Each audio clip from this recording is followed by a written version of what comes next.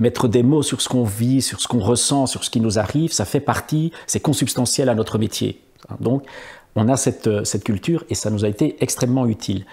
Mais ça n'a pas été suffisant. Ça n'a pas été suffisant parce qu'au quotidien, ça marche. Tu peux être confronté à la violence de quelqu'un, à la détresse, à l'angoisse majeure ou au délire de quelqu'un et avoir un espace où tu peux le co-élaborer avec tes collègues. Mais quand ça dure pendant des semaines, des mois et que les seuls contacts que tu as avec tes collègues, c'est par des visioconférences et plus dans ce vis-à-vis autour d'une tasse de café assis dans la même place, ben tout d'un coup, il se passe autre chose. Tu perds un peu plus pied. Donc je pense que ça, on en a tous pâti. Et puis on en pâtit aussi parce qu'on est des hommes et des femmes qui ont des vies, des enfants, des conjoints et une vie qui est aussi confinée et que pour certains de nous, ben, ça fait des mois que notre vie c'est rentrer chez soi et rester beaucoup chez soi, voir très peu de gens, revenir au travail, faire son travail, puis rentrer chez soi. Et donc ça commence à élimer. Oui, le moral, il est là, mais c'est pas toujours évident.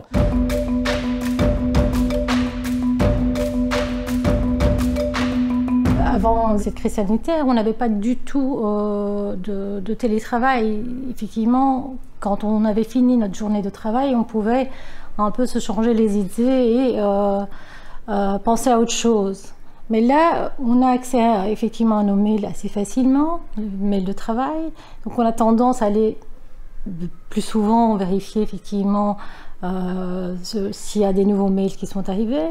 Donc il n'y a plus vraiment de coupure voilà, entre le travail quotidien et la vie privée. Donc effectivement, on est peut-être plus acculé qu'avant. Par exemple, je fais des paiements, moi, avec des messieurs qui ne savent pas utiliser le PC banking. Eh ben, les paiements n'ont pas été faits. Et moi, j'étais chez moi, bloquée avec mon téléphone dans ma cuisine, me dire, mais comment ce monsieur, comment je vais arriver à le contacter, comment je vais voir ce qui se passe pour lui. Et donc, on a dû faire des choses incroyables. J'ai dû appeler une assistante sociale du logement social qui était aussi dans sa cuisine pour voir si elle pouvait contacter le concierge, pour voir si monsieur était toujours en vie, parce que je me suis demandé si c'était pas... suicidé, ça allait jusque-là. On n'a pas pris de nouvelles demandes, par exemple, de personnes qui étaient en attente de recevoir un assistant social ou un psychologue ou un juriste au sein de notre service. Donc on a pu continuer avec les personnes avec qui on travaillait déjà avant la crise sanitaire, mais malheureusement on n'a pas pu répondre à toutes les demandes. Et je pense que ça a été vraiment difficile, même vis-à-vis de notre éthique professionnelle, de se rendre compte qu'on avait du temps chez nous, mais qu'on était dans cette incapacité de pouvoir aider les gens. On téléphone à la mutualité, vous avez le numéro central et puis tout le monde est dans le télétravail, donc personne ne répond. C'est un peu comme chez Proximus, que puis-je pour vous? Mais la personne ne connaît pas le dossier, on appelle un CPS, c'est pareil, on appelle l'assureur, mais c'est pareil. Et donc beaucoup de situations tournent complètement en rond parce qu'on n'arrive jamais à avoir le gestionnaire d'un dossier et de débroussailler une situation. On est toujours à la case départ. C'est le jeu de loin, hein. On revient à chaque fois au démarrage, parce que puis-je pour vous? Mais oui, mais on voudrait avancer sur le dossier. Et donc ça, c'est extrêmement compliqué. Une personne qui a déménagé il y a plus ou moins 3 mois, plus de 3 mois, qui allait d'une commune à l'autre, jusqu'à présent, ne perçoit pas son CPS, malgré les choses qui ont été faites dans le temps et en ordre. Le CPS a pu dire à ma collègue que c'est parce que nous sommes en manque d'effectifs. Donc madame pourrait attendre. Elle peut vivre avec les colis alimentaires, quoi. Donc c'est vraiment une rage de dire ça en tant que... Le CPS, c'est quand même le dernier filet de sécurité sociale et cette personne a bénéficié déjà de cette aide dans la commune où elle était. Elle a déménagé, elle a tout fait dans le temps avec l'aide de ma collègue. Tout a été fait en temps et en heure. Donc il est inadmissible qu'après 3 mois jusqu'à présent...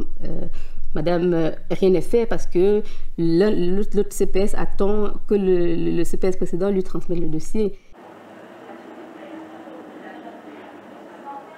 On s'est beaucoup organisé ici et on a eu le soutien d'autres associations qui sont venues nous renforcer durant la crise Covid parce que c'était impossible de faire travailler les gens 38 heures en rue. On a été soumis à des violences incroyables. D'ordinaire, nous n'avons que très peu de difficultés avec les bénéficiaires que nous rencontrons. Là, nous avons eu des faits d'agression physique, d'agression verbale. Alors, pas parce que les gens étaient devenus plus mauvais du jour au lendemain, parce que les gens étaient sous une pression pas possible, quoi. Donc voilà, j'ai été fort en colère, fort stressée, angoissée, avec une charge de travail aussi considérable, parce que Même si la plupart des services d'aide et de soins ont été fermés à un moment où on limitait les rendez-vous, où on travaillait en bureau fermé, les demandes d'aide sociale et de soins, elles ont continué à exister, voire ont été augmentées. Pour nos collaborateurs, ce sont des travailleurs qui sont à plusieurs endroits, donc ils sont à la fois dans l'encadrement ici ou dans d'autres dispositifs d'hébergement et puis au contact du public à l'extérieur. Quand on est limité, en termes de réponse, quand on n'a pas suffisamment de moyens pour répondre à l'ensemble des besoins, qu'on continue à rencontrer ces personnes et qu'à un moment donné, un choix doit se poser. On en est arrivé à un moment donné à établir une liste de critères de vulnérabilité. Cette liste de critères de vulnérabilité, au départ, elle permet d'identifier les plus vulnérables pour essayer de leur offrir un accompagnement, un encadrement ad hoc. Et l'exercice aujourd'hui complètement surréaliste pour les travailleurs, c'est de devoir faire des mathématiques de vulnérabilité. C'est cumuler les vulnérabilités, c'est voir quelle personne finalement est plus prioritaire qu'une autre et de devoir faire ce choix. C'est-à-dire mettre de côté une série de personnes dont on a clairement identifié qu'elles ont besoin d'aide, parfois de façon très urgente, mais il y a plus urgent qu'eux, de devoir leur communiquer. Oui, une de nos patientes est venue un jour pour un soin au bus, étant donné qu'on n'accueillait plus ici, on ne pouvait plus faire de soins ici. Donc on a installé la tente en extérieur, ce qui était très compliqué parce que dès qu'il y a du vent, etc., la tente ne tenait pas. Le secret professionnel n'est pas non plus garanti sous une tente. Et donc cette personne vient pour un soin assez important de plaie et la tente ne tenait pas. Donc du coup, moi je faisais le soin pendant que mes collègues tenaient une bâche autour de moi, pendant que le vent soufflait et que mes compresses stériles s'envolaient. Et donc j'étais assez frustrée de devoir faire des soins dans ces conditions-là. Et voilà, je trouve que c'est assez inacceptable, quoi. Je me souviens d'une assistante sociale qui disait mais on est comme des gens, on garde le couvercle sur la casserole qui est en train de bouillir et qui va exploser. Mais c'est ça. Et elle disait et j'en ai marre de le faire parce qu'il y a ça aussi, il y a cette révolte par rapport à ça. Une recherche de logement quand on doit passer par des formulaires online, quand on doit pouvoir, j'en sais rien, respecter une prise de rendez-vous, se rendre sur place, faire le suivi, rassembler une caution, contacter le CPS, etc. Ce sont toute une série de démarches qui sont littéralement impossibles et qui, quand elles sont possibles en temps normal, parce que des organisations existent, parce que des associations existent, parce que des travailleurs sociaux se mobilisent, devient impossible parce que les priorités de ces mêmes travailleurs sociaux changent, elles glissent vers d'autres terrains. L'urgence est là et donc on est tous occupés à traiter l'urgence, tous ces éléments deviennent un peu secondaires mais créent d'autres urgences. On est de nouveau face à une situation où parfois les travailleurs eux-mêmes en finissent par se satisfaire de demi-solutions, par exemple celle de donner des attestations aux personnes sans abri pour les autoriser à dormir dehors. On est dans un non-sens total et là il y a un débat qui se tend entre ceux qui disent mais c'est totalement indigne, comment on peut se satisfaire et comment nous, travailleurs sociaux, nous pouvons jouer ce jeu de distribuer des attestations pour que les sans-abri ne soient pas arrêtés, et d'autres qui disent pour l'instant on est dans l'urgence. Mais c'est une grande souffrance pour les médiateurs de dette et en fait c'est une souffrance qui existe depuis des années. C'est cette impression qu'on met un emplâtre sur une jambe de bois. Quand on parvient à aider les gens, c'est aussi cette souffrance qui est due à la saturation énorme des services. Les services sont tout petits, sont très peu financés, il n'y a pas assez de médiateurs de dette et donc on a des listes d'attente qui sont de 6 semaines, de 3 mois. Certains services sont obligés même d'arrêter, de prendre des nouvelles demandes parce qu'on ne peut pas donner un rendez-vous 6 mois plus tard, ça n'a pas de sens. Et c'est une souffrance parce qu'on a des gens qui pleurent au téléphone et qui pleurent en disant mais j'ai appelé 5 services à Bruxelles et personne ne peut me recevoir et j'ai les huissiers à la porte, ils viennent saisir mes meubles demain. Donc c'est vraiment une grande souffrance et on a des burn-out, on a effectivement des choses comme ça et la crise ne fait qu'aggraver ça, mais c'est quelque chose qu'on vit au quotidien. On a fait avec les moyens du bord. Je pense que les travailleurs sociaux sont forts, mais très fatigués. Et voilà, certains de mes collègues ont été malades, certains de nos proches ont été malades, certains sont décédés. Moi, personnellement, j'ai perdu ma grand-mère et mon papa pendant pendant le début du confinement. Donc voilà, c'est d'autres choses qui rentrent en jeu dans la situation actuelle.